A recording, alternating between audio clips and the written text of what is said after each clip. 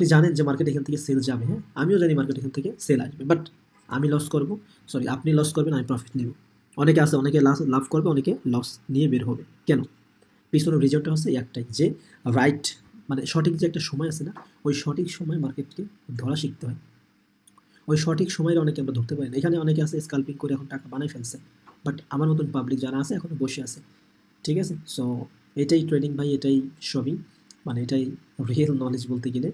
তা এখানে মনে করেন যে অনেকেই অনেক রকমের ভাই, একজন মার্কেট মানে আপনি একই অবস্থায় দেখতেছেন, আমিও একই অবস্থায় দেখতেছি, আরেকজনও একই অবস্থায় দেখতেছি, কিন্তু সবার ভিউ কিন্তু আলাদা আলাদা। দেখেন, অনেকে যারা স্কাল্পিং করে তারা কিন্তু এখানে কি করবে, ট্রেন্ড লাইন দেখেই একটা সিদ্ধান্ত নেবে যে একটা সেল নিয়ে নিই। বাট মার্কেট যারা স্কাল্পিং করবে তাদের জন্য বেস্ট এটা ভাই, মাত্র 3 মিনিট ক্যান দেখতে পাচ্ছেন না, 3 মিনিটে 2টা ক্যান। সো এটাই আর কি। তো দেখা যাক